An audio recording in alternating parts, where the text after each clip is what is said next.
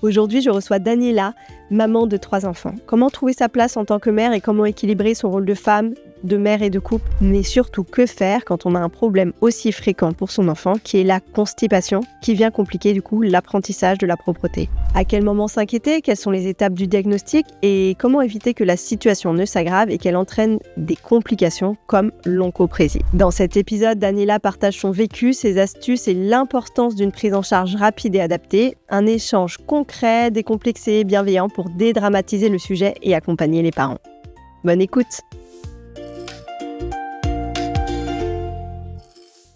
Bonjour Daniela. Salut Elodie. Je suis tellement contente de t'avoir sur mon podcast. Nous, on s'est rencontrés en novembre à Toulouse quand tu m'as invitée pour faire un talk parentalité, maternité. J'ai adoré ce moment. Et puis on va en reparler un petit peu juste après. Déjà, ma première question, c'est est-ce que tu veux bien te présenter rapidement ? Rapidement. Alors, je m'appelle Daniela Martins. Je suis créatrice de contenu. J'écris des livres aussi autour de la parentalité. Et je suis maman de 3 enfants. Ils ont quel âge ? 8 ans. T'imagines, il faut que je réfléchisse. Tous les ans. Tous les ans, ça change. 8 ans, 6 ans et 3 ans. Du coup, j'ai une première question un peu qu'on pose à tous les invités. Quelle est l'expression ou le mot qui définit au mieux pour toi la vision de la parentalité ? Alors du coup, c'est 2 mots. C'est lâcher prise, que j'ai eu beaucoup de mal à mettre en place, que j'ai encore du mal aujourd'hui, mais que j'essaye de l'intégrer. C'est vraiment lâcher prise. Et c'est ce que tu transmets en fait régulièrement à travers tes réseaux sociaux. Et bientôt ton deuxième livre. C'est vrai que c'est des phrases qu'on se dit souvent à nous-mêmes et qui finalement qui est très dur d'appliquer, surtout quand on est maman de famille nombreuse aussi. Faut le rappeler. Alors moi, je pense que c'est plus compliqué quand t'as qu'un enfant de lâcher prise. En fait, plus t'as d'enfants et moins t'as le choix en fait. T'as pas trop le choix. Le dernier, ils sont tellement nombreux que si tu lâches pas prise, tu vas exploser en plein vol. En tout cas, moi, ça a été comme ça. J'ai de plus en plus lâché prise avec le temps, au fur et à mesure des enfants. C'est vrai que la grande question qui se pose, je la pose maintenant, c'est est-ce qu'il y a vraiment plusieurs visions ? Est-ce que c'est plus dur de passer de 0 à 1, 1 à 2, 2 à 3 ? Parce que passer de 2 à 3, moi j'en suis qu'à 2. Est-ce que je passerai au 3e ? C'est la grande question. Qu'est-ce que t'en penses, toi ? Je pense que ça dépend de chaque personne, de chaque enfant. Bien sûr. Personnellement, ça a été plus difficile de passer de 0 à 1, tout simplement parce que avant Eléa, ma seule occupation, mon seul problème, c'était de réfléchir ce que j'allais faire de mon week-end, de mon samedi soir. Et en fait, tu te retrouves face à l'inconnu, avec un bébé qui, du coup, pleurait beaucoup. Et ça a vraiment été difficile. Quand tu as 2, 3, c'est quelque chose que tu connais, même s'il y a toujours du nouveau, puisque c'est un nouveau enfant avec une nouvelle personnalité. Son caractère. Mais c'est moins l'inconnu. C'est moins l'inconnu. Pour ma part, clairement, de 0 à 1, ça a été un bouleversement phénoménal dans ma vie. Oui, le postpartum du premier enfant, on en reparlera, c'est un vrai sujet. Heureusement, les langues se délient aujourd'hui à ce propos, entre autres grâce aux réseaux sociaux, aux livres, et la parole se libère. Et c'est vrai que aussi le 3e enfant, après il y a aussi de l'organisation, parce que quand même 3 enfants à gérer, c'est de l'organisation, mais je pense qu'on l'apprend aussi un petit peu au quotidien et avec ses premiers enfants, et c'est peut-être pas les mêmes préoccupations en tout cas. C'est très intéressant ce que tu dis parce que je suis pas une pro de l'organisation. J'ai d'ailleurs écrit un livre agenda qui s'appelle l'agenda d'une maman organisée ou pas. On mettra le lien en description, bien évidemment. C'est parce que je suis pas quelqu'un d'organisé de base et comme tu dis, j'ai appris à devoir le devenir. Parce que quand on a 3 enfants, effectivement, l'organisation fait partie de ton quotidien. Je suis pas une pro, mais il y a des choses où j'ai vraiment, vraiment pas le choix. Donc oui, il y a peut-être il y a plus d'organisation quand t'as 3 enfants que quand t'as un seul enfant. Donc un peu plus, mais vraiment le choc, c'était de 0 à 1 où tu pouvais ne pas presque pas être organisé à un minimum d'organisation pour qu'ils mangent, pour qu'ils dorment à horaire fixe, etc. Tout est nouveau en fait. C'est ça. Et puis on n'est pas... Il y a des bouquins, mais c'est vrai que quand on les lit même en avant, de la grossesse, en fait, on les chante un petit peu. C'est vrai que, par exemple, moi aussi, le livre que j'ai écrit, je le conseille de le lire un petit peu avant, mais c'est vrai quand c'est le premier enfant, les gens, en fait, ils oublient, donc faut mieux qu'ils le réutilisent un peu en boîte à outils au moment où le bébé est là pour s'aider. Parce que je pense que, en fait, on se rend pas compte à quel point, en fait, quand on relit une deuxième fois, on se rend compte qu'il y avait tout écrit avant. Mais en fait, sur le coup, t'arrives pas, en tout cas avant le premier enfant, à te projeter à ce point. C'est qu'il y a la théorie, puis il y a la pratique, il y a la réalité, il y a deux mondes entre. Et c'est pour ça que dans mon premier livre, Être mère, c'est que du bonheur ou pas, j'essaye justement d'expliquer ce monde entre la théorie et la pratique. Et l'allaitement, le cours d'allaitement et la réalité, pour moi, ça a été vraiment ce choc entre les deux. Un fossé. Non, mais je suis bien d'accord. Même moi, en tant que médecin pédiatre, on n'est pas, nous, formés à l'allaitement, mais je connais quand même très bien la base. Ça a été le premier allaitement de ma fille. Je pense que c'est une dualité. Enfin, c'est vraiment un binôme mère-enfant aussi. Il n'y a pas que la mère qui connaît ou qui connaît pas. C'est vraiment l'enfant, comment il réagit. Est-ce qu'il a un frein restrictif? Est-ce qu'il a aussi un reflux? Comment on t'a aidé aussi le jour J à la naissance? Est-ce que tu veux allaiter ou pas? Ça, c'est une autre discussion. Mais une fois que t'es parti dans l'allaitement, c'est très compliqué selon l'enfant. Et t'as beau avoir toutes les clés en main, il faut vraiment de la pratique. Et aussi ne pas oublier de se faire aider par des pros de santé formés. Donc les pédiatres, on n'est pas formés, donc allez voir les consultantes en lactation, les infirmières, gérer les sages-femmes. Je coupe juste, pas toutes les sages-femmes sont spécialisées dans l'allaitement en plus. Non, bien sûr. Donc c'est sages-femmes et auxiliaires et consultantes en lactation qui sont souvent soit des auxiliaires, soit des puères, soit des sages-femmes qui sont formées là-dedans. Ouais. Justement, les IBCLC, c'est un métier. C'est très important de se faire aider. Il y a SOS Allaitement aussi, je le rappelle quand même, qui est ouvert tous les jours jusqu'à 22h. Et donc quand on a un peu la panique immédiate et qu'on n'a pas sa consultante en lactation, on peut se faire aider au lieu de pleurer et paniquer parce que souvent ça a fini comme ça, en tout cas les premières fois. Et tu vois, récemment, ma sœur, elle a accouché récemment, et elle a fait le choix d'allaiter. Et moi, j'y suis allée directement quand elle a accouché.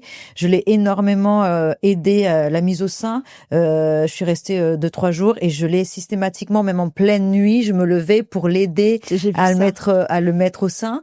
Et en fait, le petit est né avec un gros torticolis quand même, qui avait même légèrement aplati sa joue et tout, enfin vraiment un gros torticolis. Et du coup, la mise au sein a été très compliquée aussi.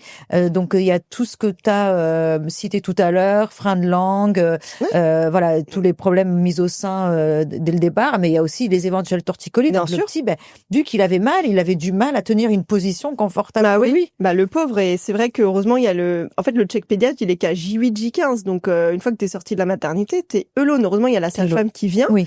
Mais quand même, en fait, toi, si tu te rends compte que ça va pas, il faut quand même, faut vraiment oser. Les consultantes en lactation, ces personnes formées, à les appeler et elles vont venir, elles vont voir tout de suite le problème. Et là, elles ont dû voir, même si peut-être le torticolis se voyait comme ça de base, elles ont tout de suite vu. Du coup, kiné direct, hop. Et entre-temps, on fait la mise au sein jusqu'à ce que ça se répare bien, en tout cas son cou. Il faut qu'elle l'accepte bien. Que ça peut prendre plus de temps à cause de ça. Et souvent, il y a des petits mots de bébé qui sont présents et qui font que ça rend la chose encore plus difficile qu'elle n'est de base. Parce qu'on a l'impression l'ouverture de la bouche aussi, parce que du coup, bien sûr, c'est toute la mâchoire qui est crispée, donc le petit, il a moins de... Exactement. C'est pas que la position, c'est tout l'oromyo-fonctionnel, en fait, qui est en lien. Et c'est vrai qu'on a l'impression, on a un peu l'image de, l'été, c'est facile, on le prend. C'est vrai qu'il y a des femmes, elles prennent leur bébé, même leur premier, elles le mettent au sein. Ouais. Mais moi, je me dis, c'est trop simple. Pas du tout. Et c'est vrai que ça peut justement arrêter des l'allaitement précoce parce que ça fait mal, on est perdu et on a l'impression que comme ça se passe pas immédiatement très bien, du coup il n'y a pas de solution et forcément toute la suite va mal se passer. Je dirais qu'il y a aussi cette pression pour la prise de poids de bébé, parce que je l'ai vu avec ma sœur, j'ai moi-même vécu ça, où on te dit mais le bébé ne prend pas assez de poids. Et toi, tu as cette pression-là, en fait. Et en tant que... Je pense que si ça avait été mon dernier, j'aurais pris beaucoup plus de recul. Bien sûr. Pour mon premier enfant, je serais en panique. Et c'est là où tu vas complémenter, en fait, avec du lait maternisé. Parce que tu as peur que ton enfant ne prenne pas assez de poids. Donc, il y a toute cette pression aussi autour. Exactement. Et si t'es pas accompagné, tu peux lâcher. Alors que si tu tiens à l'allaitement, faut s'accrocher et Ouais. ça ira après. Faut s'accrocher. C'est vrai que pour certains, sauf mots de bébé particulier du deuxième, je trouve que comme tu sais déjà de quoi tu pars, où est-ce que tu vas, c'est quand même beaucoup plus facile. Ça dépend, ça a été le cas pour ma part, mais moi j'ai eu la pression, alors que je suis pédiatre quand même du poids, et donc en fait j'ai complémenté à 5 jours de vie, donc que un biberon parce que voilà, mais j'ai complémenté immédiatement. Et c'est vrai que on m'a dit tout de suite, la sage-femme, il faut pas qu'elle vienne dans 2 jours, alors qu'en fait c'était un poids sur 1 jour et demi et pas 2 jours et demi parce qu'ils avaient, selon le bébé quand est-ce qu'il naît, en fait ils font le matin, donc forcément la prise de poids elle peut être différente. J'avais envie de dire, on revient après 2 tétés, vous allez voir, il va. Bah oui, et non, grosse pression. Je suis pédiatre, mais premier bébé, tes parents avant tout, oui, ton métier de pédiatre, et par contre deuxième bébé, bah ils m'ont dit un peu pareil, j'ai fait. Donc don't worry. Je pense qu'il y a se faire confiance, c'est le plus difficile, mais c'est le plus important. Comme tu l'as cité pour ton deuxième, c'est ça. Tu as dit pas de souci, je vais gérer. Ouais. Donc se faire confiance, s'entourer. Et faire confiance à son enfant aussi. Faire confiance à son enfant et demander de l'aide. Exactement. Les chiro, les kinés, les conseillers en lactation, mettre des choses en place pour y arriver. Voilà, c'est très important. Et même, voilà, il y a des pédiatres qui sont pas formés à ça, mais vous parlez-en parce qu'ils ont quand même une équipe autour qui peuvent aider. C'est vraiment fondamental. La PMI, super. Il n'y a pas de place beaucoup, donc c'est vrai que c'est limité.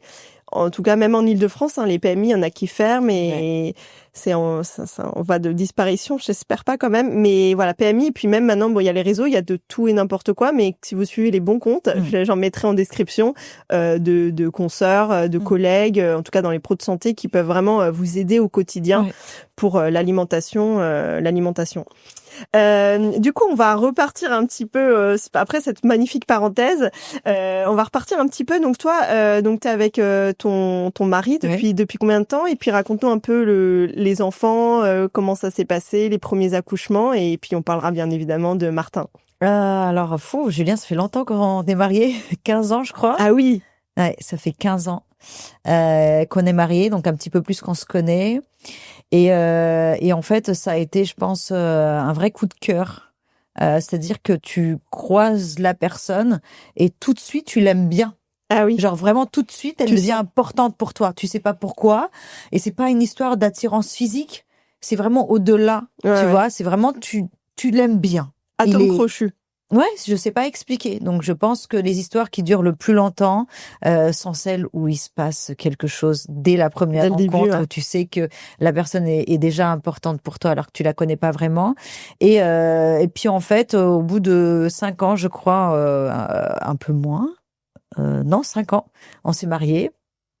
Et très rapidement, on voulait avoir un enfant parce que on a 8 ans d'écart.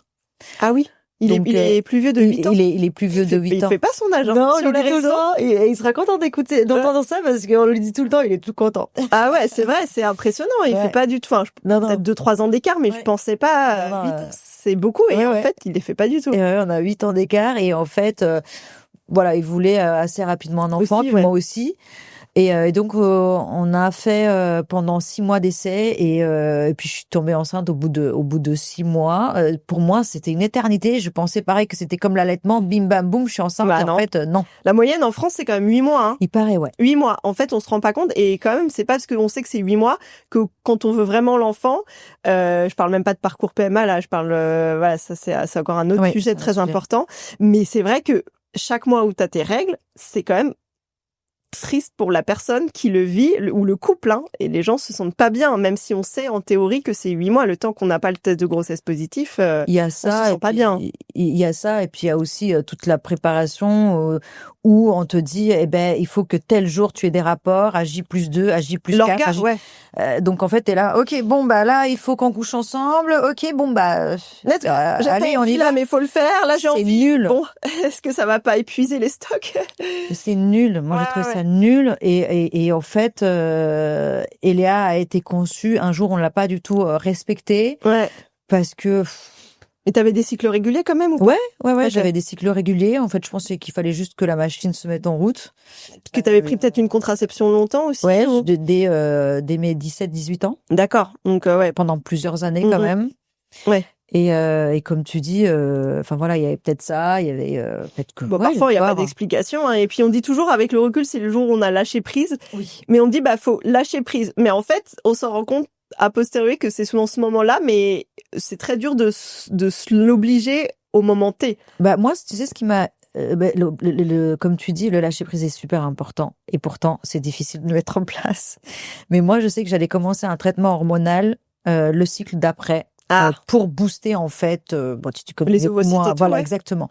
Et je pense que ça je me suis dit bon ça y est, allez, tu peux ken quand tu veux, sans avoir des jours précis. Vraiment, je me suis dit, bon, ça y est, il y a ce qu'il faut, le mois prochain, je commence et tout.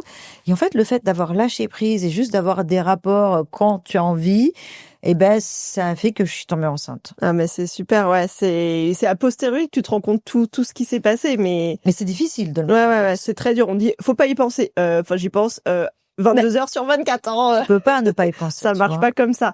C'est ce que les gens disent et c'est vrai qu'après, avec le recul, ils se rendent compte que c'était le moment où ils ont moins pensé, on va dire, c'est arrivé. Mais du coup, et donc t'es tombée enceinte, donc t'as eu grossesse, ça va, accouchement, comment ça s'est passé? Oui, alors je suis restée active pendant les 9 mois parce que je faisais beaucoup de sport à ce moment-là. Je travaillais en salle de sport. Ah oui.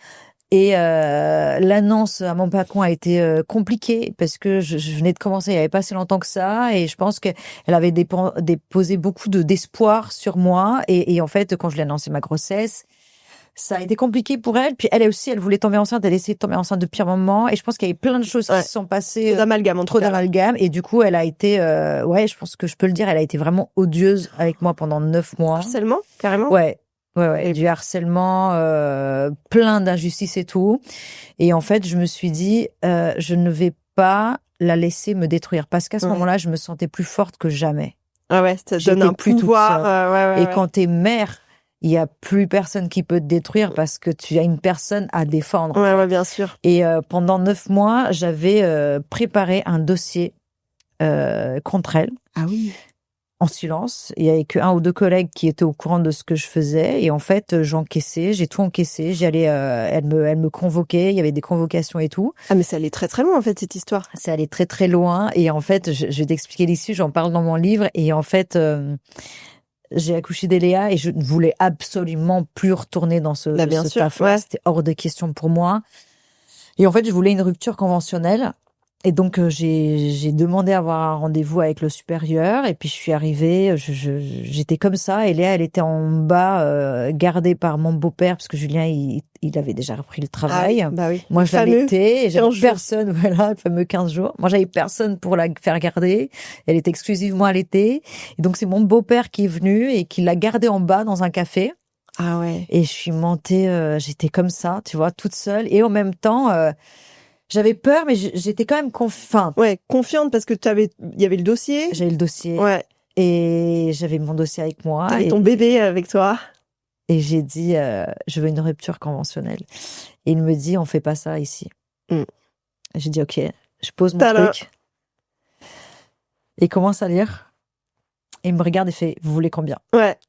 Et tu sais que t'as tout gagné. Bah oui. Mais c'est très... Faut anticiper quand même, ce que t'as fait. Tout le monde le fait pas. Il faut documenter.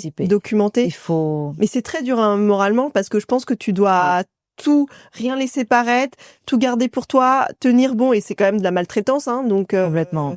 Ça doit être très difficile. Faut être bien entouré, en tout cas. C'était très dur et je pense que d'ailleurs, ça a joué sur l'accouchement. Eléa, elle a fait quelques jours de néonatologie. C'était un bébé qui pleurait beaucoup. Je pense qu'en fait, l'enfant, il vient prendre un peu tout ce que tu as vécu pendant la grossesse et puis après... il le relâche. Et ça a été compliqué, mais on n'a rien lâché. Elle avait pas de reflux un petit peu pour ses douleurs, etc., tous ces pleurs? Alors, pas à ma connaissance. Pas documenté comme ça, même interne, parce que tu sais, c'est ça le piège, c'est le reflux interne quand même. J'avais consulté pas mal. Après, tu sais, c'est toujours compliqué de poser un diagnostic dessus. Et on n'a jamais vraiment trouvé, mais c'était un bébé qui avait beaucoup de mal à dormir, qui faisait des siestes de 20 minutes. Qui avait peut-être pas besoin de base beaucoup de sommeil, mais c'était compliqué au quotidien. Mais comme tu dis, par contre, encore aujourd'hui, elle a 8 ans, elle a vraiment pas besoin de beaucoup de sommeil. Ça, c'est des enfants, et ma première, c'est pareil. Ça reste. Ouais, bah non, on en a besoin, mais elle, oui. pas du tout. Elle nous couche à 22h30, pas nous, on dort pas. On dort à 22h, elle 22h30, Ouais. tranquille. Elle, je la couche tôt, mais je sais qu'elle va traîner jusqu'à 21h, Ouais. 22h. Puis là, elle a 8 ans. Hein. Ouais. Elle a 8 ans, je sais qu'elle traîne un peu. Ouais, bah il y en a qui n'ont pas besoin de beaucoup de sommeil, et puis même qui font des siestes. Les bébés, il y a plein de bébés quand même qui font des siestes un peu réparateurs. Nous, 20 minutes, on se dit c'est pas assez. Eux, ils font 2 siestes de 20 minutes et ils sont pleins d'énergie. Ça, c'était elle. Voilà. Et puis après, c'est marrant parce que quand t'as le deuxième, tu compares indirectement et qui dort beaucoup plus ou beaucoup mieux, ou sans pleurs. Et ouais, et tu dis mais qu'est-ce qui se passe? Et il va pas se développer ou quoi? Alors pas du tout. C'est juste que chaque métabolisme est différent. Hein. Ah bah j'étais ça avec Valentin. Je regarde Julien. Je dis pourquoi il fait que dormir? Tu crois que ça va? Il me dit je sais pas. Je m'ennuie. je sais pas. Qui me disait on s'inquiétait pour sa santé en fait. Ouais. On compare forcément, mais finalement les deux cas d'enfants qui vont bien existent. Donc après, elle va très bien, ça se passe bien la scolarité, et ensuite tu tombes assez vite ou pas de Valentin enceinte? Valentin, c'était pas du tout prévu. En fait, Eléa a été tellement difficile qu'avec Julien, on s'est dit ok, on n'aura qu'un enfant, et c'est très bien et c'est cool. Ouais. Enfin, je veux dire, faut respecter les parents qui veulent qu'un enfant, parce que chacun fait ce qu'il veut. Bien sûr. Et nous, on en voulait qu'un. Et puis la vie, on a décidé autrement. Et puis je me retrouve enceinte du deuxième, et voilà. Et c'est ma plus belle surprise de l'univers, quoi. Ouais. Cadeau du ciel, comme on dit. Vraiment. Sur le coup, on était là en mode choqué. Ok, on s'est pas réjoui tout de suite, hein. Ah oui, je te dis la vérité, on s'est pas réjoui tout de suite. On s'est là, ok. Moi, j'allais bientôt avoir la fin de mon chômage. C'est bientôt la fin de mon chômage. Combien de temps après? 18 mois. Écoute, ils ont 2 ans et demi d'écart. Ouais, donc, 18 mois. Voilà, ça allait être la fin de mon chômage. J'avais pas prévu de nounou, j'avais pas prévu de crèche, j'avais prévu de reprendre un taf. Et puis je me retrouve enceinte, quoi. Donc, t'es là. Et puis, je me dis, en fait, un enfant te ramène toujours quelque chose. Il ne vient pas les mains vides, il t'apporte toujours quelque chose. Et donc, vous finalement, vous êtes réjouis rapidement quand même dans un second temps. D'ailleurs, des personnes ne se réjouissent pas jusqu'à l'accouchement. Ouais, bien sûr. Voilà, et même encore après. Hein. Ouais, exactement. Faut quand même le rappeler. Hein. Vous, c'était votre cas, mais parfois ça peut ne pas être le cas. Bien sûr. C'est le but d'avoir des témoignages en tout cas différents à ce sujet. Et la grossesse s'est bien passée. Il y a pas eu. Donc là, t'étais en chômage en fait. Ouais. J'étais en chômage. Je m'occupais pas d'harcèlement. Je m'occupais d'Eléa, qui était loin d'être. Alors tranquille, pardon. Pas de harcèlement, pas de supérieur. Oui. Travail. Je m'occupais d'Eléa. Je m'occupais d'Eléa et j'ai trouvé que c'était ça suffit. Dur. Très dur. C'était dur. En fait, il y a des mamans qui kiffent ça, être à la maison et pouponner, et c'est génial, et c'est beaucoup de taf, mais elles le kiffent. Ouais. Moi, je ne prenais pas vraiment plaisir à le faire. C'est-à-dire que, comme toutes les mamans, j'aimais mon enfant plus que tout, et je faisais vraiment de mon mieux. Mais comme j'en rigolais souvent, c'était Eléa à la plage, Eléa va faire enfin tu vois, tout tournait autour d'Eléa. Bien sûr. C'était c'était la figure principale de cette série, quoi. Et de l'organisation journalière. Tout tournait autour d'elle. Et ça, c'était compliqué pour moi, qui suis quand même quelqu'un de très actif, qui entreprend, qui a toujours besoin d'avoir des projets, etc. Pour moi, je ne vivais plus que pour elle. Bien sûr. Ça a été parce que tu voulais bien faire aussi. Je voulais peut-être trop bien faire. Ouais. C'est ça aussi, c'est qu'il y en a, il y a peut-être des parents, et chacun fait vraiment comme il veut, mais qui sont moins, entre guillemets, centrés au début, en tout cas sur l'enfant. Évidemment, il lui donne à manger, etc. Oui. Hein, n'oubliez pas que la négligence reste une maltraitance. Hein. Mais en tout cas, était moins centré sur les activités. Il se prenait un peu de temps pour elle, enfin personne, hein, donc pour elle, et faire ses activités, ses projets. Et l'enfant jouait un peu tout seul. C'est pas grave si on n'était pas à côté chaque minute, c'est ça. Voilà. Alors que toi, tu t'es investi à millions %, quoi. Parce que je ne sais pas faire autrement. Ouais. Tout ce que je fais, je le fais parfois pleinement, à fond, et puis du coup, ça me retombe dessus, ça me bouffe. Et du coup, et le papa dans tout ça, le partage des tâches à cette époque? Julien travaillait beaucoup. D'accord. Il travaillait en mairie. Donc, il travaillait beaucoup, il rentrait tard. Il avait quand même pas mal de bouchons, de trajets pour y aller, pour revenir. Surtout, tu connais, un Parisien, c'est des bouchons interminables. Je sais qu'il rentrait tard le soir. Enfin, tard, c'est assez relatif. Vers, trop tard pour toi. Pour moi, trop tard. Parfois à 19h. Et Ouais. T'as juste envie de donner le bébé et lui, il est fatigué aussi de son travail. Ouais. Parfois, je le harcelais. Il me disait, je suis encore dans les bouchons et tout. Il m'envoyait les photos. Il me dit, moi aussi, j'en ai marre et tout. Et en fait, je ne voulais qu'une chose, c'est lui rendre son enfant. Relais. Passer le relais. Ouais. Et Eléa, elle ne voulait que moi, puisque forcément, elle était allaitée, elle passait ses journées avec moi. Ouais. Donc, quand elle était avec son père, elle ne voulait pas être avec son père, en fait. Mais est-ce que quand t'étais dans les parages ou pas dans les parages, que ça change beaucoup si l'enfant est seul ou pas avec. Mais quand j'étais pas là, elle hurlait à la mort. Ah ouais. Et pas de faim du coup, on imagine. Ah non, elle hurlait à la mort jusqu'à ce que je revienne. Mais c'était vraiment, il devait la sortir dehors en poussette et tout, mais pour essayer de la calmer. Parfois en plein hiver, il neigeait, il la sortait dehors pour essayer de la calmer. Mais elle pleurait jusqu'à mon retour. C'est hyper culpabilisant parce que tu dis ok. Il faut prendre du temps pour soi. Ok, je veux bien le prendre. Ok, je suis pas avec mon enfant. Et en fait, mon enfant, il hurle à la mort, donc c'est pas facile pour le coparent qui gère l'enfant. Complètement. L'enfant qui pleure en détresse, c'est quand même hyper dur. Et toi, tu dis, de toute façon, j'arrive même pas à profiter de mes activités parce que je sais que l'enfant est pas bien. Et surtout, à juste titre, le coparent, il t'écrit, c'est bon, c'est pas bon, l'enfant pleure. Toi, t'es là. C'est horrible. Qu'est-ce que je fais? Et moi, j'avais repris, en fait, le théâtre parce que je faisais du théâtre avant d'être maman. Ah oui. Et j'ai assez rapidement ressenti ce besoin de faire un peu de voir du monde, de voir d'autres qu'elle, bien sûr, de voir des adultes. Donc j'ai repris le théâtre et donc les répétitions qui allaient avec. Donc quand je partais, voilà, c'était vraiment comme tu dis, c'était compliqué parce que même s'il évitait les messages en mode elle fait que pleurer, je le savais. Oui, je le savais.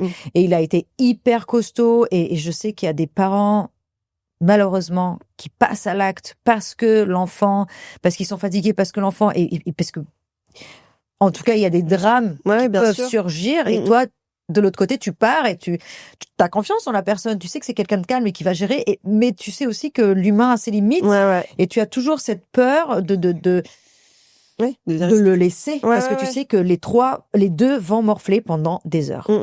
Et du coup, toi, qu'est-ce que tu faisais à ce moment-là? Finalement, il s'en occupait moins, tu le laissais moins, tu profitais moins du coup. Je partais uniquement pour les répétitions mais tu limitais en fait. Je suis limitée de ouf. Avec la deuxième grossesse, elle s'était calmée entre-temps au niveau des pleurs, de ce besoin de lien affectif ou pas du tout? En grandissant, ça a été de mieux en mieux avec son père. Une fois qu'elle a commencé à parler, et qu'il pouvait avoir un petit peu plus d'échanges au niveau des jeux, ça a été mieux. Ça a été beaucoup mieux. Pu construire une relation avec lui. Et maintenant, je pense qu'elle préfère son père à moi. N'est-ce pas? C'est une petite fille. C'est ingrate. Ouais, non, mais c'est vrai qu'il y a quand même des phases maman, même des phases papa, et même, mais voilà, donc ça varie tout le temps. Ça c'est normal. Mais oui, c'est vrai qu'après il y a aussi la relation un peu père-fille qui peut être un peu moins dire conflictuel, ça dépend aussi du tempérament de chacun, du caractère. Exactement. Mais et donc l'arrivée du coup après de Valentin, donc la grossesse ça a été et l'accouchement aussi, ça c'est le deuxième enfant Peanuts ou pas? Valentin était en siège jusqu'à 37 semaines quand même. Ah ouais, petit stress. Ouais, on avait déjà une césarienne de programmée parce que je voulais pas faire la manœuvre. Puis en fait, ça s'est super bien passé.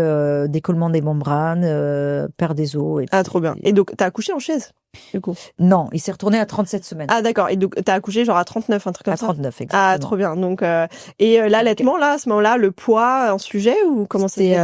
Alors Valentin, il était parfait. Franchement, il était beau, il était parfait. Et je sais que je faisais que chialer parce que je le trouvais trop beau et que je me disais comment j'ai pu ne pas me réjouir tout de suite en fait.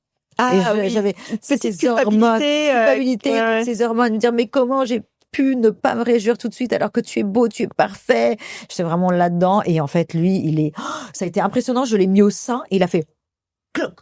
Et là il était là, il a tété mais comme un grand tout de suite dès la première mise au sein. Donc tu vois. Et t'allaitais plus, du coup, Eléa? Alors, j'avais arrêté depuis peu de temps, puisque du coup, je l'ai allaité jusqu'à 26 mois. Ah ouais. Et donc, ils ont 2 ans et demi d'écart. Donc, tu vois, ça faisait vraiment. Ah ouais, ça faisait 4 mois d'écart, quoi. Donc, que j'avais pas allaité. T'allaitais. Enceinte, j'allaitais au début, ouais. D'accord. Ok. Non, mais c'est beau. Hein. J'ai allaité, au tout début, ouais. Voilà, au tout début. Et en fait, ça s'est arrêté, tout naturellement, parce que j'avais de moins en moins de lait, je suppose, avec la grossesse. Puis même l'enfant a moins besoin aussi. Et ça s'est fait en douceur. Bien. Voilà. Jusqu'à 2 ans et quelques. Ah bah c'est top. Et Ouais. donc l'allaitement s'est très bien passé du coup. Et là les deux à gérer avec le papa, ton théâtre, ton taf, comment ça s'est goupillé tout ça? Et ben ça c'était compliqué parce que très rapidement quand j'étais en fin de grossesse de Valentin, j'ai été approchée par une agence communication de création de contenu. Et moi, j'arrivais vraiment à la fin de mes indemnisations au chômage et j'étais là en mode, wow, j'avais un peu d'argent de côté pour m'assurer, mais pas très longtemps. Ouais. Tout était vraiment calculé Cadré, à l'euro près.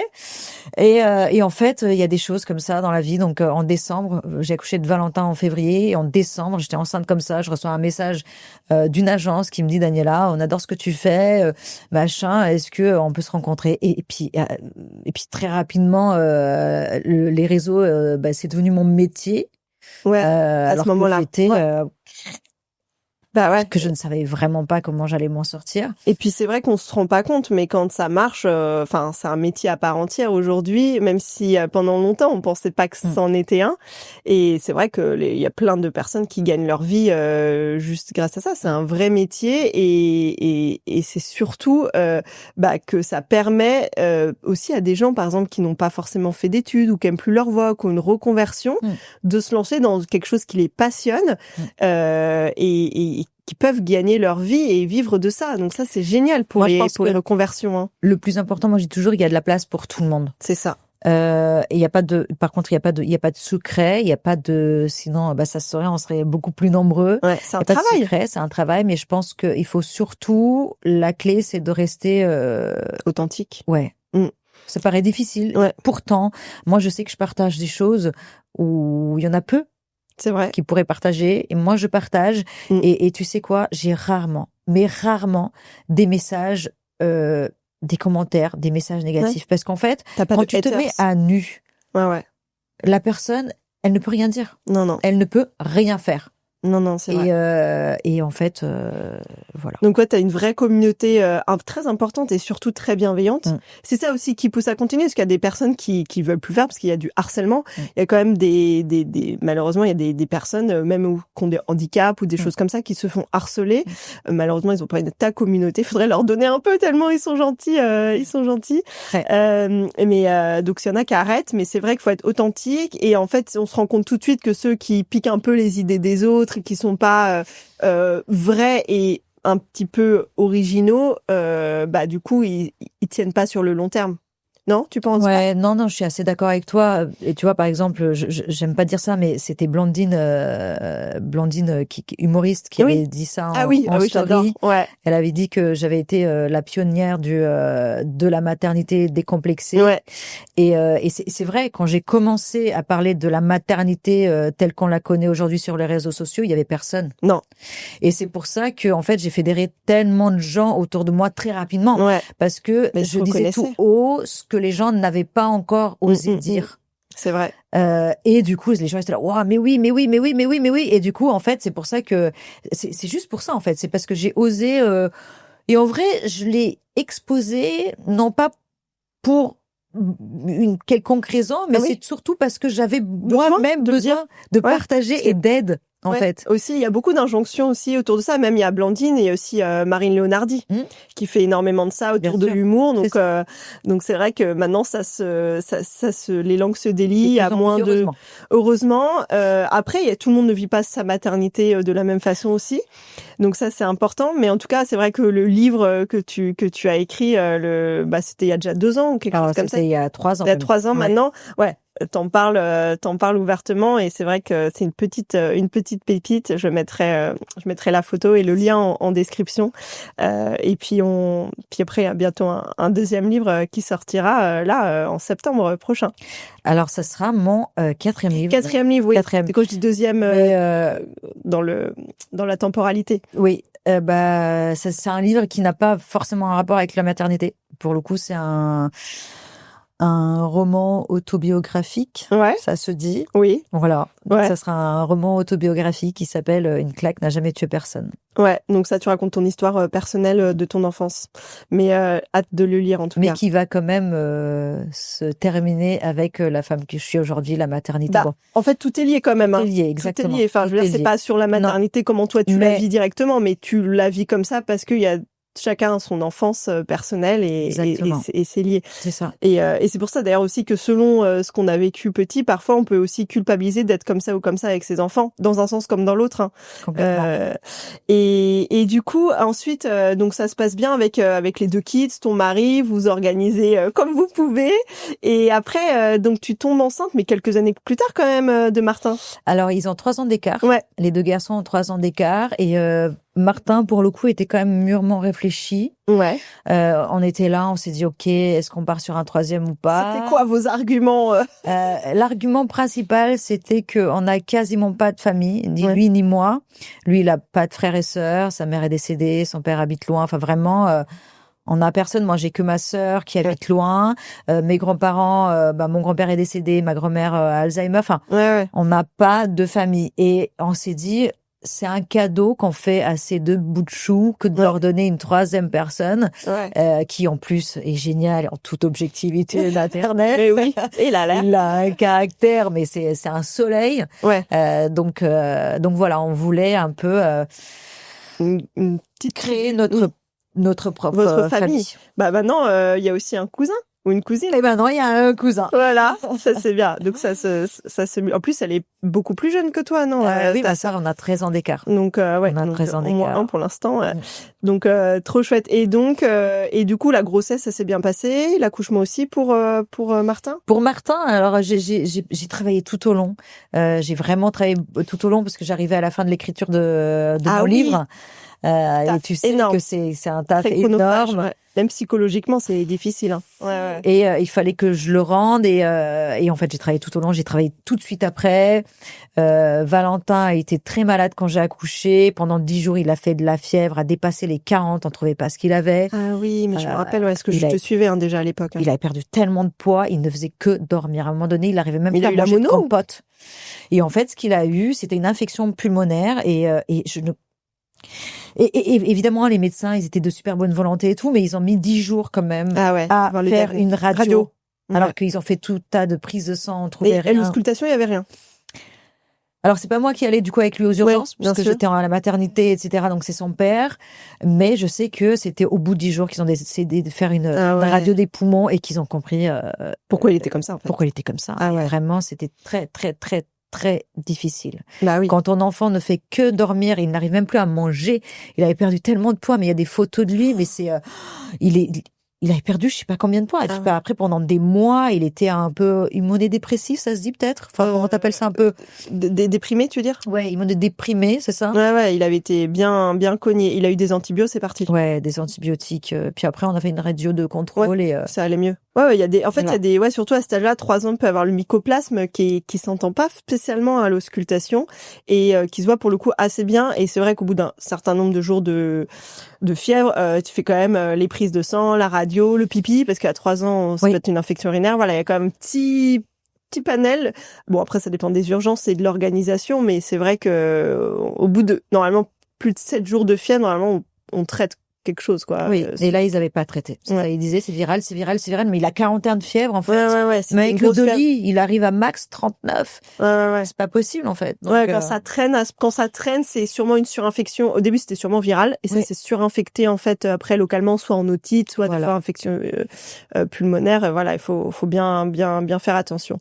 Et donc, après, pendant ce temps-là, toi, tu es censé bientôt partir à la mater pour accoucher. Ça s'est vraiment déclenché quand j'ai accouché. Ah ouais. Vraiment. Ah, donc toi, t'étais avec ton bébé à la mater, impuissante, avec le papa qui devait gérer Eléa en mode classique, plus Valentin qui était au fond du trou de douleur et de fièvre. Heureusement, ce moment-là, ma sœur, elle est venue en aide. Ah, super. Ouais. Donc ma sœur, elle était là, mes amis étaient là aussi. T'as eu du relais? J'ai eu du relais, mais je t'avoue que je suis sa mère, c'est mon enfant, et il y a personne qui C'est peut viscéral, hein. remplacer ça. Ouais. Et j'ai des captures d'écran où je suis en FaceTime avec lui, et tu vois, j'en ai les larmes aux yeux. Ouais. T'as juste envie d'être là. Ouais, bien Puis sûr. t'as l'autre enfant qui a besoin de toi, mais lui, et tu le vois dans un état, mais il ne levait même plus pour me regarder. Inquiète aussi. Au-delà de pas être là, t'avais une inquiétude de folie. Hyper inquiète, vraiment. Je souhaite ça à personne. Ouais, non, mais bien sûr, et puis quand t'es pas là, tu dis mais je peux même pas l'aider, et tu te sens impuissante. Et en même temps, t'as ton nouveau bébé. Et on peut pas, c'est quand même la vie de beaucoup de mamans, même de parents ou de coparents, on peut pas se couper en deux, quoi. Tu peux pas te couper en deux. T'as envie d'avoir un clone qui gère l'autre partie, même des fois même sans maladie, juste pour vérifier que l'autre enfant va bien. Mais c'est vrai que à l'hôpital 3 jours, en plus le bébé, il pouvait pas être non plus en contact direct s'il avait de la fièvre, donc c'était double. Enfin, tu pouvais vraiment rien faire, quoi. Et quand je suis rentrée, il fallait pas trop qu'il soit en contact de son frère, mais là aussi c'est difficile. Très dur. Parce que les deux ont besoin de toi plus que jamais. Celui qui est malade, il a même plus besoin de toi. Et moi, j'ai des photos où je suis en train de tirer mon lait, et Valentin, il est sur mes genoux. Enfin, tu vois, et Martin, il est posé juste à côté. Tu peux pas les éloigner, en fait. Tu ne peux pas. Après, le virus était peut-être déjà parti au bout de quelques jours, mais il l'a pas chopé. Ouais, heureusement. Parce que vraiment, pour le coup, en vrai, infection des bébés, c'est très dangereux, hein. Mais vous avez pris, je pense, assez de précautions quand même comme vous avez pu. Qu'on avait fait. Voilà. En tout cas, c'est... Et puis les petits, ils naissent quand même avec un bon système, même si le système immunitaire, il est beaucoup plus vers 6-7 ans complètement mature, mais en fait, ils ont quand même tous les anticorps qui sont passés par le placenta, plus l'allaitement maternel. Donc en fait, finalement, ils sont un peu dans un petit cocon, voilà, au début. Il paraît. Même si après, la maturité, c'est plus vers 6-7 ans complète. Et donc en fait, donc Martin, donc tout va bien. Et comment il était au niveau donc allaitement maternel, et après la diversification s'est bien passée. Comment le transit était comment à ce moment-là? Alors Martin, allaitement exclusif jusqu'à 7 mois, jusqu'à ce qu'il rentre en crèche, et après ça a été mixte jusqu'à ses 1 an. Et diversification très bien, j'ai pas eu de soucis. Alors il est plus difficile, on va dire, que son frère. D'accord. Parce que Valentin, tu l'as compris, il mange tout, ça vraiment dès le départ. Vraiment, on en rigole, on dit que Valentin c'est la poubelle de la maison. Ah oui, termine les assiettes de tout le monde. Parfois je dis, bon Valentin, tu veux finir mon assiette? Tu dis là, oui, il est tout content. Il a vraiment faim en fait. Ah mais il a faim, il adore tout. Ouais, il adore. Il mange de tout, légumes et tout. Mais vraiment, c'est rare, hein, que j'entends dire, j'aime pas. Il va dire, j'aime pas, mais il va manger. Ouais, Parfois, il va dire, j'aime pas. Tu l'entends marmonner dans sa bouche, et il mange. Puis il me dit, j'ai encore faim. Et t'es là, tu fais, mais c'est pas possible, les deux mangent bien, et lui, c'est plus compliqué et tout, mais chaque fois est différent. Mais ça allait quand même. T'essayes de t'adapter, et puis, et là, tu vois, aujourd'hui, il a 3 ans, et tout le temps, je lui dis, t'as fait beaucoup d'efforts, Martin. Il a vraiment, aujourd'hui, il mange des choses, ça aurait été impossible encore il y a quelques mois. C'est sur les légumes ou les textures? Les deux. Enfin, les goûts, les textures. C'est plus les textures. Ouais, en fait. c'est les textures. C'est les textures. Mais la purée lisse, ça allait. Ça passe. D'accord. Et les soupes aussi. Ok, donc c'est très lisse. En fait, c'est même les morceaux, en fait, qu'il aime pas trop. Quand c'est mélangé, ça, il y a plein de bébés qui aiment pas. Ça, c'est lui. Dès qu'il y a des morceaux, il est là. Ouais. Tu vois, il fait, puis ça avance pas et tout. Et là, vraiment, il fait beaucoup d'efforts. Et je le félicite à chaque fois. Donc, il dit qu'il est costaud comme Popeye. Ah ouais, c'est clair. Donc, je lui ai montré des petites vidéos de Popeye. Tu vois, regarde, il mange des épinards. Regarde comment il est costaud. Il n'y a pas tant de fer dans les épinards, hein, finalement, mais en tout cas, oui, il est content de manger. C'est une sorte un peu de récompense à chaque fois. Et au niveau du transit, ça allait, c'était régulier. Comment ça s'est passé? Alors, Martin, tout allait très bien. Donc, une selle par jour jusqu'à et je me souviens parce que c'est juste avant que je parte en vacances, jusqu'à ses 2 ans. Ouais. Où là, en fait, du jour au lendemain, ça s'est vraiment fait du jour au lendemain, il a commencé à ne plus aller à la selle. Dans la couche ou au pot? Il n'allait pas encore du tout au pot. D'accord. Donc, la couche, fini, il faisait plus. Ah ouais? Il faisait plus. Genre, il avait peur? Au début, tu comprends pas. Ouais. Au début, je me suis dit, parce que je lui donnais des compléments alimentaires, vitamine D, je crois. Ouais. Et je me suis dit, parce qu'on était en plein février, donc je les complémente en vitamine D, et je me suis dit, ça doit être ça, parce que j'avais changé de marque. Ouais, t'as changé de produit, parce que ça reste, médicament complémentaire. En tout cas, faut donner de la vitamine D 2 gouttes par jour à son enfant de manière systématique. Comme on peut. Non, mais ce qui est pas mal, c'est que par exemple, moi, ce que je dis toujours aux parents, c'est qu'en fait, donc c'est vrai que jusqu'à 2 ans, on donne pas d'ampoule, parce que de toute façon, c'est mieux assimilé par goutte journalière. Et ce qui est quand même intéressant, c'est que moi, je sais qu'il y a des parents qui oublient certains jours. Mais moi, je leur dis, avant déjà les recos, c'était 4 gouttes. Donc je leur dis, par exemple, ils oublient pendant 4 jours. Oui. Bah en fait, ils donnent 8 gouttes le jour d'après, parce qu'en fait, ils compensent les. Et c'est ce qu'il faut faire ou pas? Oui. Okay. En fait, faut pas donner 60 gouttes au bout de 1 mois, parce que plus t'es petit, plus le métabolisme, voilà. Mais par exemple, si tu oublies 3 jours, en fait, tu dis, mince, ça fait 2 jours que j'ai pas donné, tu donnes 6 gouttes, sachant que les recos avant, c'était 4 gouttes. Donc, donner 6 gouttes tous les 3 jours, c'est pas dangereux et ça lui donne quand même sa vitamine D. Ah, c'est bon à savoir. Donc voilà, ça c'est bon à savoir, mais c'est ce que je dis aux parents, parce que vaut mieux ça que ne pas donner du tout, en fait. Parce que quand on se dit, mince, c'est oublié, c'est fini. Bah, et non. Quand il y a le soleil, il faut donner quand même encore? Ouais, en fait, de toute façon, déjà, les petits, moins de 2-3 ans, ils sont pas exposés au soleil. Et il faut plus de 20 minutes d'exposition solaire par jour, mais vraiment, genre, pas sous l'ombre. Donc déjà, les bébés et les enfants, ça marche pas. Non. Pour les adultes, si t'es vraiment exposé au soleil, tu peux prendre plutôt ta vitamine D l'hiver.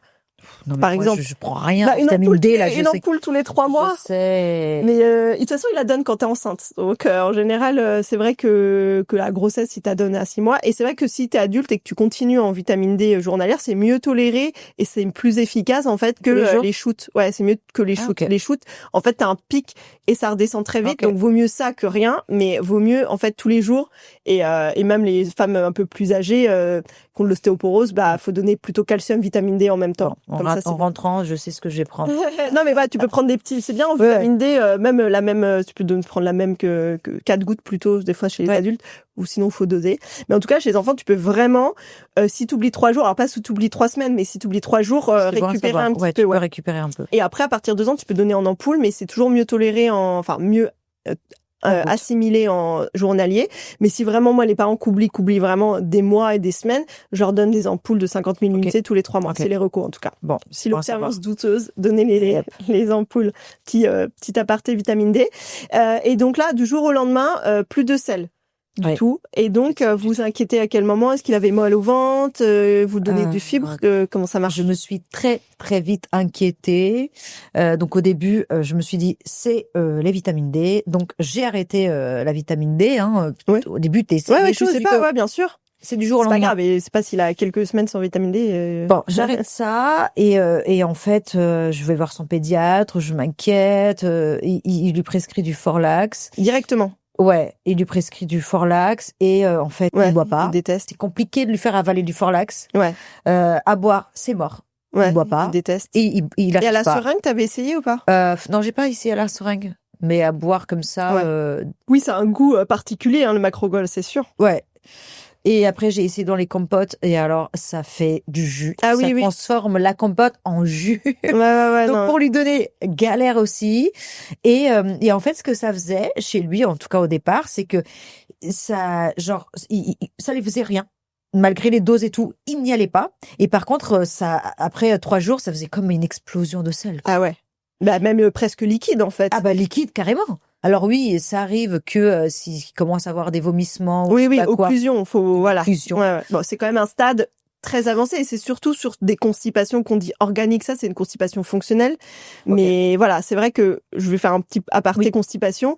Du coup, la constipation, il y a des définitions assez claires. Donc, c'est soit moins de 3 selles par semaine, ce qui est plus ou moins vrai pour les tout petits, puisque par exemple, les bébés allaités peuvent certains ne pas faire de sel pendant 10 jours. Donc, c'est pour des enfants, on va dire, entre guillemets, au moins diversifiés. Et c'est surtout, ce qu'il faut pas oublier dans la définition, si c'est des selles qui sont douloureuses à la défécation, qui sont donc peu fréquentes, ça on l'a dit, et qui sont dures aussi. Dures. Et ça, on peut faire caca tous les jours, mais si c'est très dur, en fait, c'est quand même une constipation, parce que normalement, les selles sont censées être moulées, en gros, des selles moulées régulières sans douleur. Ça, c'est la définition. Et après, il y a un peu 2 catégories. Soit c'est la constipation organique. Donc, souvent, il y a d'autres signes. Il y a des vomissements. C'est souvent pas d'émission de méconium, donc le caca des premiers jours de vie, pendant les 3 premiers jours de vie. C'est des selles avec du sang. Il y a beaucoup d'autres choses, des pertes de poids importantes. Voilà, c'est vraiment des choses qui sont associées assez graves, des signes qui font tut-tut, et très vite, on va voir le médecin, et il y a un examen clinique, on peut avoir justement un ventre très gonflé parce qu'il y a une accumulation, ou le bébé Hirschsprung, c'est un défaut des récepteurs et des ganglions réceptifs au niveau de l'anus, et ça fait que du coup le caca ne sort pas puisqu'il n'y a pas tout le schéma neurosensoriel, et là il y a une opération qui se fait pour justement enlever ces ganglions qui sont pas présents, enfin la partie où les ganglions n'existent pas, et c'est vrai que ça c'est des choses souvent dans les premiers jours de vie. Donc là c'était plutôt une constipation fonctionnelle, donc soit psychologique parce que l'enfant se retient, ça arrive très souvent lors des débuts de l'école parce que les enfants se retiennent, ou au début de la propreté. Et vraiment, j'ai pas les chiffres exacts en tête, mais c'est proche de peut-être 20% des enfants. Il paraît que c'est très très commun. Il paraît que c'est commun. Ouais. Et par contre, ce que tu disais, il a connu tout ça, le ventre très gonflé. Ouais. Ah oui, ça bien sûr. Très gonflé, le ventre vraiment très gonflé. Ouais. Et puis, en fait, il souffrait pour faire caca. Bah bien sûr. Il souffrait parce que il ne voulait pas. Bah en oui. fait, quand ça sortait, il était contrarié. Il ne voulait pas. Mais parce que c'est des schémas psychologiques. En fait, il sait que ça fait mal une fois, plus ou moins une fissure avec un peu de sang, et en fait, tout d'un coup, mal, caca, douleur, stop. Exactement. Pourquoi je vais m'infliger ça? Exactement. Et là, 2 ans, hyper compliqué de gérer ça. Compliqué. Et en fait, j'ai eu le déclic quand ma pote médecin me dit, Daniela, il peut rien lui arriver. Donc là, stop de t'inquiéter. Et en fait, j'ai décidé de ne plus m'inquiéter de ça. S'il faisait pas au bout d'une semaine, c'était microlax. Mais voilà. Alors c'est vrai que dans certains cas, en gros les recos, c'est pas on ne met pas de choses dans les fesses des bébés, sauf le thermomètre rectal pour prendre la température chez les tout petits et même les plus grands. Mais voilà, on évite tout ce qui est, parce qu'à un moment donné, on peut arriver dans un cercle vicieux qu'en fait, il fait caca qu'avec le microlax. Mais pour une situation exceptionnelle, en aigu, on peut donner de temps en temps pour que le bouchon, entre guillemets, même si c'est pas un fécalome, c'est ça, tourner en fait, tombe se dilue. Et après, il a plus mal et il sait qu'il a plus mal. Et après, il faut retourner en fait dans un cercle vertueux de j'ai pas mal avec l'exonération, donc je peux faire, et donc ça va mieux, et on retourne dans un cercle positif. Donc nous, c'était ça. Et là où j'ai commencé un petit peu à nouveau à m'inquiéter, c'est que vraiment, il n'arrivait plus à manger. Vraiment, il n'arrivait plus à avoir un repas. À ce stade-là, tellement c'était blindé son ventre. Ouais, il n'arrivait plus, et je pense qu'il avait perdu du poids. Peut-être que sa courbe avait chuté aussi. Ouais, et ça, voilà, c'est des signes d'alerte en tout cas. Et en fait, clairement, je l'ai remarqué au niveau parce que pendant 1 an quand même, ça a duré. Bah oui, de 2 à 3 ans, ouais. Ça a duré 1 an, et ça, il avait chuté dans sa courbe, et ça, je le voyais moi. Ouais, c'est mon enfant, je le vois que il ne grandit pas comme il faut. Et donc là, je me suis à nouveau inquiétée. Je suis allée voir son pédiatre à nouveau, qui m'a envoyé vers un gastro-entérologue, qui a effectivement constaté une cassure au niveau de la courbe. Ah ouais, et carrément. Il a touché son ventre. Il fait ne peut pas manger avec ça. Mais oui. Il dit, regardez, c'est comme si vous aviez un ventre comme ça. À quel moment vous avez envie de manger? Non, il n'y a plus rien de place, il n'y a plus de place. Non, bien sûr. Un ventre comme ça. Et donc, vu que ça faisait des mois, gastro-entérologue, et puis alors je veux pas te dire de bêtises comment ça s'appelle, ce spécialiste, mais c'est quand tu ne grandis pas assez. Endocrino. C'est ma spécialité. Voilà. Et je devais consulter un endocrino pour voir effectivement. Donc, j'ai eu rendez-vous avec un gastro-entérologue qui l'a ausculté, m'a fait faire tout un tas de prises de sang. Ouais. Et Martin a eu ses premières prises de sang. Et selon les résultats, notre pédiatre nous a dit, l'endocrinologue n'a rien à voir là-dedans. Oui. Bah oui, parce qu'en fait c'était pas un sujet là-dessus. Voilà, il m'a dit. C'était pas la taille, entre autres. C'est pas, c'est pas hormonal. C'est pas hormonal. Parce qu'en fait, il faut penser qu'il y a l'hypothyroïdie qui peut donner. Ils ont dû faire en premier abord une TSH, parce qu'une hypothyroïdie donc congénitale, souvent c'est détecté au Guthrie, et c'est vrai que c'est une des causes de constipation, mais à la naissance, et plus tard, c'est aussi un des signes. Rarement à 3 ans, c'est plus à l'adolescence ou plutôt enfant, mais 3 ans c'est rare, mais ils ont dû faire une TSH de base qui a éliminé le problème endocrino, du coup ils ont annulé le rendez-vous. Je pense que c'est ça qui s'est passé. Voilà, il m'a dit, c'est pas un problème endocrino, vous devez consulter à nouveau votre le gastro-entérologue, qui était génial, et en fait, je n'ai pas eu à aller le revoir, ouais, parce qu'il s'est passé un truc où un jour un peu désemparée de cette situation, fatiguée. Ça fait 1 an et j'avais beau essayer de prendre du recul et j'avais réussi pendant le temps. Là, c'était quand même sa taille qui était en jeu et ça. Secondairement, ouais, ça fait une cassure staturelle après. Un peu, tu bien vois. sûr. Et donc, j'avais des espèces de fleurs de bac en bonbons. C'est génial. Et lui, il sait pas que c'est des fleurs de bac, il croit que c'est des bonbons. Bah parce oui, que, oui, voilà. c'est ça, ouais. Et je lui dis, écoute, si tu fais caca, c'est des récompenses, ouais. eh ben, je t'en donne. Je t'en donne un. C'est pas un bonbon, c'est une fleur de bac. Donc moi, dans mon conscience, je me dis, bon, bah, tu peux y aller. Ouais, faut vérifier juste quand même l'âge des fleurs de bac, hein. Enfin, toi, ça t'inquiétait pas, mais, faut faire attention aux compléments. Enfin, je dis pour les autres parents. Ah oui, d'accord. Toi, t'étais pas inquiète, mais faut faire attention aux compléments, entre guillemets, alimentaires qu'on donne et vérifier bien les âges sur les boîtes parce qu'il y a des... Là, c'est pour les enfants. Voilà. Pour les c'est enfants. adapté enfants, ça va, mais il y en a qui sont adultes et il faut faire attention. C'est juste une prévention. Là, c'était pour genre petit bobo, sommeil reposant, un truc comme ça. Ouais, donc c'était adapté enfant. Adapté pour très bien. Machin. Et je tente ça. Et il fait. Et en fait, je me mets accroupie avec lui dans les toilettes. Et en fait, je l'encourage comme un accouchement. Mais il était propre entre-temps pour le pipi? Pas du tout. Pour le pipi? Mais il est toujours pas propre. D'accord. Martin, mais il est pas à l'école? Il est pas à l'école. Il est que propre pour les selles. D'accord. Je le mets sur les toilettes pour faire caca et tout. Parfois, il va faire pipi, mais en général, il me dit, mais ça sort pas, le pipi. Ah oui. Pour lui, il y a encore ce blocage de faire pipi. Ah oui. Donc, le caca, c'est bon. Il fait que dans les toilettes. Du coup, tu le coachais comme un accouchement. En fait, c'est un coach, quoi. T'étais coach sportif des défécations. Ouais, mais c'est fou. Et j'étais là, assise, et je le voyais, je dis, ça y est, allez, vas-y, pousse encore. Et il était là, et puis après, il était tout content, il en applaudissait, il disait bravo Martin. Et c'était genre, voilà, un match de foot, quoi. Ouais. Il venait de marquer un but. Et il avait plus mal aussi, je pense que c'est pour ça. Voilà, il avait plus mal. Et puis à chaque fois, sa petite récompense. Alors aujourd'hui, ça fait plusieurs mois où du coup, tous les soirs, il fait caca. Et par exemple, là récemment, c'est lui-même qui m'a dit, maman, je veux faire caca. Et j'avais regardé sa couche. Il y avait un début. Donc en fait, il a senti que ça venait. Et il m'a dit, maman, je veux faire caca. Et là, j'étais hyper fière de lui parce que jusqu'à présent, c'était toujours moi. C'était comme un rendez-vous. Oui. Bon, allez, on y va. Pour le bonbon qu'il me dit? Je dis oui, pour le bonbon. Et là, c'est venu de lui où il s'est dit, OK, je dois faire.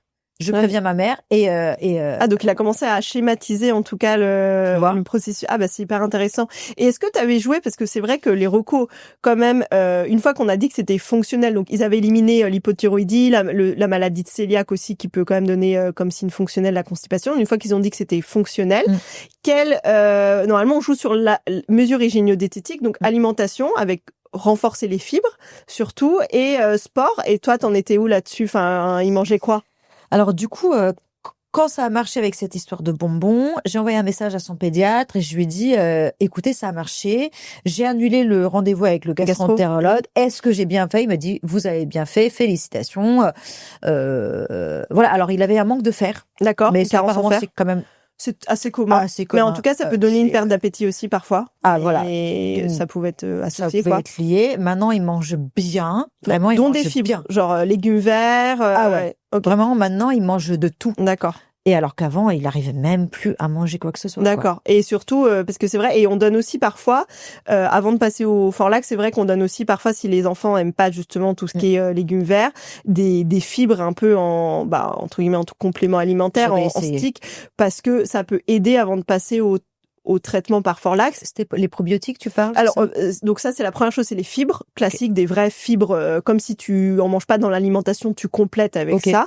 Et tu peux aussi, du coup, ce qui est démontré, là, il y a des études très récentes sur des probiotiques qui jouent vraiment sur les sources. C'est je vous mettrai les noms en lien, mais c'est Lactobacillus GG, là, il marche trop bien, d'après les études, même s'il peut y avoir des biais. Et le Lactis, je sais plus le nom, mais ça finit par Lactis, et ça je mettrai les noms, et ça c'est démontré sur des études même à grande échelle que ça marche sur la constipation fonctionnelle. Toi, t'avais essayé les probiotiques ou pas? J'avais essayé les probiotiques. Non. Pas assez, parce qu'il y a tout un schéma, il y a la cause, en fait on traite la constipation avec, par exemple, s'il y a besoin aller jusqu'au Forlax, donc ça peut être, il y a beaucoup de personnes qui ont peur du Forlax, donc Macrogol pour être le générique, et ça se prend au long terme. Déjà, ça marche au bout de 48-72 heures. Il faut faire des cures de 2-3 mois, et il y a des enfants il faut régler, c'est pas la cause. Genre, il a pas un problème de constipation organique, donc il faut que les selles deviennent moulées pour qu'en fait, il ait plus cette douleur ou cette appréhension à la défécation et qu'en fait, ça devient un cercle vertueux. Mais il faut d'abord traiter le problème qu'à un moment donné, c'est dur et il faut que ça devienne moulé. Et c'est vrai qu'on donne du Macrogol en longue cure. Ça peut durer même 1 an, le temps que l'enfant se retienne pour éviter qu'au moins à chaque fois qu'il fasse, il est pas mal. Exact. Parce que le but, c'est de pas qu'il ait mal et qu'il n'y ait pas non plus de fissure qui aggrave, parce que quand t'as mal, tu forces, quand c'est dur, t'as une fissure, tu peux avoir du sang dans les selles. Donc déjà, très impressionnant pour les parents et surtout, ça peut être très douloureux de faire caca sur une fissure, ça fait encore plus mal. Donc c'est vrai que là, au moins, on traite la base, on met le Forlax, il n'y a pas d'effet secondaire, on peut garder très longtemps, il y a même des adultes qui sont à vie sous Forlax. Une fois qu'on a éliminé les causes, et ensuite, on fait de la rééducation à la selle. Donc toi, c'est ce que tu as fait avec le bonbon, la récompense, le coaching, mais parfois c'est bien, donc évidemment en parler au pédiatre, mais surtout de voir un psychologue. Donc toi, c'est ce que tu as fait toi en tant que parent, mais parfois ça suffit pas ou c'est pas bien. J'en ai parlé à son pédiatre aussi, parce que il m'a dit je tenterai d'abord le gastro-entérologue. Ouais, le gastro, il fait la partie un peu organique, mais c'est vrai que le psychologue, là, tu vas voir, il a que 3 ans avec la propreté, mais si ça devient un sujet aussi, le pipi, ça vaut le coup peut-être de débloquer en pédopsie ou psychologue, parce qu'en vrai, en 2-3 séances, il faut une personne. En fait, le problème, c'est que des fois, avec le parent, il y a un lien d'attachement, il y a quelque chose qui fait que on n'écoute pas, on a l'impression que c'est pas une punition, mais que c'est un peu tu dois faire ça comme tu dois manger, tu dois faire ci. Et le fait en fait d'avoir une tierce personne qui explique le pourquoi du comment et qui libère un peu, sur certains enfants, en 2-3 séances, ça marche nickel sur la constipation, justement le pipi, mais sur plein d'autres sujets. C'est bon à savoir. Ouais, donc ça vaut le coup en fait, ça, c'est vraiment les recos. C'est... Même à 3 ans mais même dès la naissance, enfin, ça dépend des causes, mais vraiment dès la naissance. Et en vrai, le fait qu'il y ait une tierce personne qui agisse, il peut dire la même chose que toi. Bien sûr. Rien à voir. C'est pas pareil. Et ça, c'est bien, c'est que le système de récompense, pour le coup, c'est hyper, ça marche vraiment très bien, en tout cas, chez les enfants, et c'est ce que tu fais avec le petit bonbon. Hein. Nous, on avait essayé ça, et mais ouais, c'était très impressionnant parce que vraiment, je l'ai observé et il se retenait, il était en panique dès qu'il devait faire. Et ben, il était là, il se cambrait. Alors, il a commencé à avoir des douleurs au dos, au lombaire. Ah ouais, carrément. Donc ouais, il se mettait carrément plus, même lui, dans un état, je pense, de stress. Il était dans un état de stress c'est horrible. À chaque fois, en fait, il était pas bien, il transpirait même, il ne voulait pas. C'était vraiment, il ne voulait. Je pense qu'il y avait le côté où ça lui faisait mal parce que forcément il avait tenu depuis un moment, il y avait l'espèce de bouchon, mais c'est surtout que psychologiquement il ne voulait pas faire. Il avait peur, il avait mal, il avait peur parce que t'as vu, et en fait ça s'appelle quand ça a une constipation qui est trop importante. C'est souvent le cas d'enfants qui, soit pour la propreté et surtout à l'école, qui font pas caca. C'est en fait l'oncoprésie. En fait, c'est le fait qu'il y a tellement de caca que du coup, en fait, les récepteurs au niveau de l'anus sont insensibles. Et donc, en fait, on a des fuites de caca, donc on retrouve dans les il avait ça, Voilà, l'oncoprésie. Donc, il arrive à un stade de constipation tellement importante qui s'appelle l'oncoprésie. Et du coup, le seul moyen, encore une fois, c'est avant de faire évidemment rééducation à la selle, psychologue, c'est de faire souvent, ils mettent pas de microlax, mais on peut carrément le gastro peut mettre carrément un laxatif très puissant qui est le PEG, qui est exactement comme on fait avant une coloscopie pour enlever tout le bouchon. On nettoie tout, Forlax pour avoir des selles molles, et à partir de là, on peut travailler sur la partie psychologique et il va se rendre compte que ça ne lui fait plus mal, donc il aura moins mal et on repasse sur un cercle positif. Et ça passe. Ma fille, elle avait ça. Ça passe, tout passe, comme on dit. Mais ça peut être stressant. Tout passe. Déjà, rassurer que le Forlax, voilà, et surtout les parents, c'est un sujet. Hein. Moi, je disais, Ambre, t'as fait caca aujourd'hui, nanana, non pas depuis 2 jours. Bon, 2 jours, ça va. Ok. Et après, la selle dure, oh la pauvre, nanana. Et en fait, t'es dans un cercle et genre, c'est omniprésent, quoi. Genre, le caca de ton gosse, t'as genre 1000 autres trucs à gérer, mais par contre, et elle aussi, ça devenait un stress. Ça devenait un stress pour elle. Et plus tu grandis. Et donc, il y a plein d'enfants qui font pas caca à l'école parce que ils ont pour le coup, un transit très important. Et ça devient problématique parce qu'ils ont besoin de faire 4 fois caca, enfin 3 fois dans la journée, et en fait, ils font pas. Et on arrive dans ce cercle vicieux que tu expliques en fait. Mais bon, pour l'instant, il n'y a plus que le pipi. Ça va aller, ça va aller.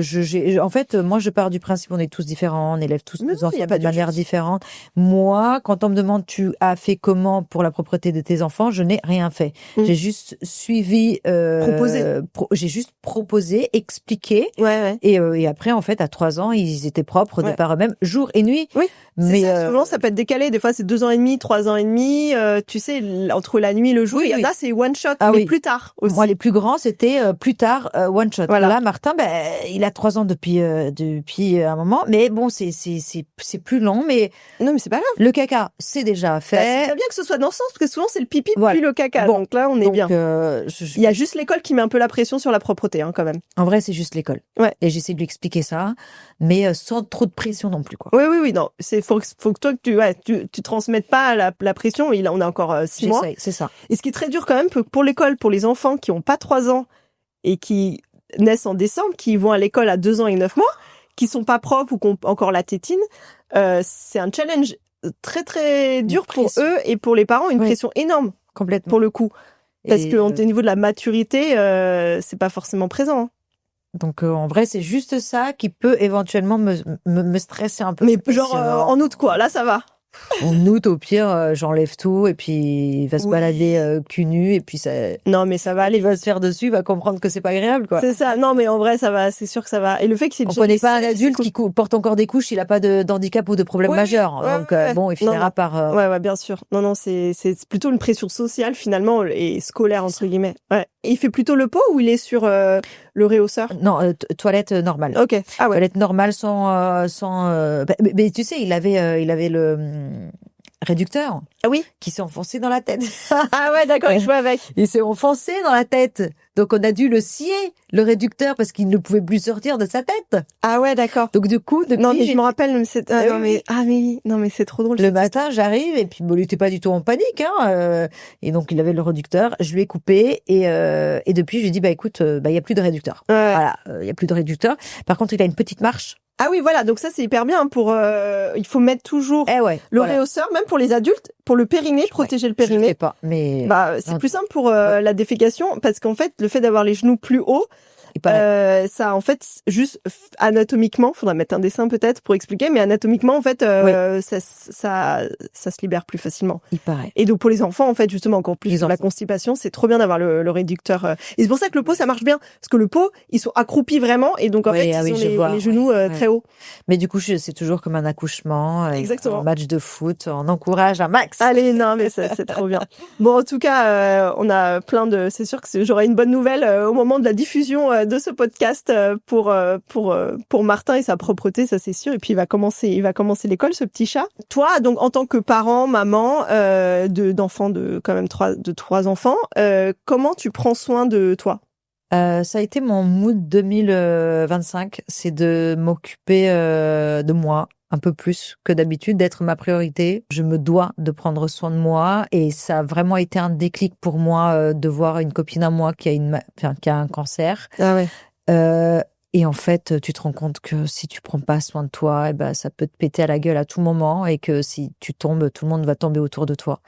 Donc tu te dois de prendre soin de toi et moi, ça a vraiment été un déclic de me dire je n'ai qu'une vie, si moi j'ai pas à m'occuper de moi, personne va vraiment le faire en fait. Et c'est vrai que t'en parles quand même, tu dis que c'est un déclic peut-être pour le mettre en pratique, mais avec les talks maternité que t'organises, c'est un sujet quand même qui revient assez régulièrement, je trouve, puisqu'on parle du postpartum, vu que t'organises depuis au moins 2-3 ans 3 talks dans 3 villes avec des thèmes différents. Ouais. C'est vrai que c'est un sujet hyper important qu'on évoque, et après, encore une fois, le dire et le mettre en place, c'est quand même, il y a un petit gap, quoi. Ah oui, il y a un monde, encore une fois, et c'est pour ça qu'il faut se le rappeler, et c'est petit à petit, c'est des petites choses, c'est pas tout d'un coup, c'est juste des petites choses et juste te le rappeler et aussi ne pas attendre que les gens te proposent. Les gens vont pas te proposer quoi que ce soit. Puis tout le monde est dans son rush en fait. Les gens ne le voient pas et quand je dis les gens, je parle déjà de ton mari, de ton compagnon, de ta compagne, de la personne avec qui tu partages ta vie. Elle va pas forcément voir